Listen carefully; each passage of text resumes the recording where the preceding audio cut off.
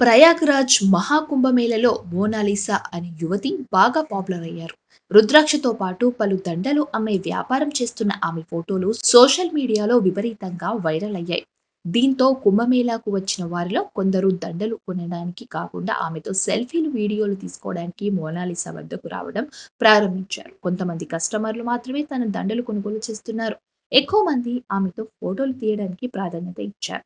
దీని వలన కుంభమేళలో ఆమె వల్ల వ్యాపారం చెడుతుందని భావించిన ఆమె తండ్రి, ఆమె ఇకపై మేళాలో ఉండటం ప్రయోజనకరం కాదని నిర్ణయించుకొని ఆమెను మధ్యప్రదేశ్‌లోని ఇండోర్‌లోని వారి ఇంటికి తిరిగి పంపించారు. కుంభమేళాకు వచ్చే వ్యక్తులు మోనాలిసాను చూసేందుకు, ఆమెతో ఫోటోలు దిగేందుకు, వీడియోలు తీసుకునేందుకు ఎగబడుతున్నారు. ఇంకా ఎదురైతే ఆమె ఎక్కడికి వెళ్తే అక్కడికి వెళ్లి విసిగిస్తున్నారు. ఈ క్రమంలోనే ఆమెను రుద్రాక్షలు, పూసలు దండలు అమ్ముకోకుండా అడ్డుపడుతున్నారు.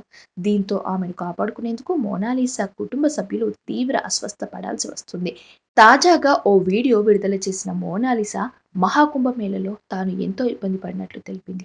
తన రక్షణ, తన కుటుంబం సేఫ్‌గా ఉండటం కోసం తాను తమ స్వస్థలమైన ఇండోర్ వెళ్తున్నట్లు తెలిపింది.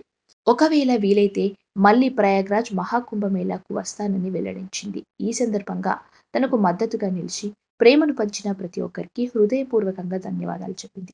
ఈ ట్రెండీ గర్ల్ పేరుతో సోషల్ మీడియాలో వందల మంది అకౌంట్లను ఓపెన్ చేశారు. అంతేకాదు, ఈమెకు బాలీవుడ్ సినిమాతో పాటు రామ్ చరణ్ హీరోగా నటించిన 'ఆర్సీ-16'లో కూడా అవకాశం వచ్చిందంటూ వార్తలు వస్తున్నాయి. అలాగే ఆమెను ఒక ఐఏఎస్ ఆఫీసర్‌గా ఏఐ టెక్నాలజీ ఉపయోగించి వైరల్ చేస్తున్నారు.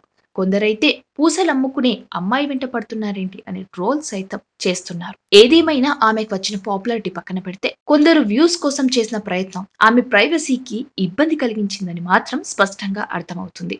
సబ్స్క్రైబ్ చేయండి. Please do subscribe to. Please like, share and subscribe to top Telugu TV. Top Telugu TV. Top Telugu TV.